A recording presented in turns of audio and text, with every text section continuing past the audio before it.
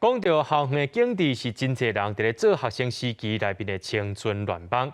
清华大学最近甲这个学校内面的成功湖做一个大整理，甲这水漏掉了后，发现讲这水底有上百个窟窿，一寡窟窿就是这个复修啊所做的修，咱做回来看卖。大大细细窟窿出现伫清华大学成功湖的水底地，我见真足甲看，有诶个乌甲真深，大家真好奇。窟窿到底是安怎来的？一开始不确定是什么，就觉得讲很神秘。对，就觉得这个洞蛮神秘的。有一个洞一个洞，是因为是吴郭鱼会在那边产卵，然后繁殖下一代，好，所以这个地方是这样。而且严格讲，那个淤泥严格讲是养分非常好的。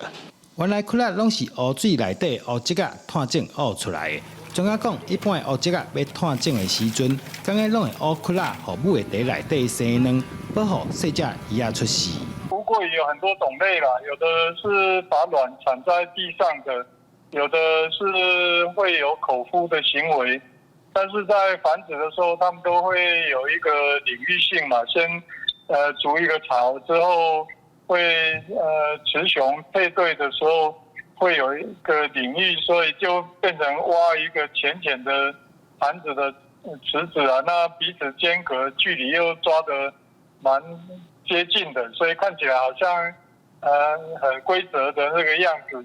现场每一个窟窿就代表湖质啊一家口，这是清华大学成立以来第一摆大动作整治成功湖。冇这款真特殊的画面呈现在大家面头前。记者刘君和新竹报道。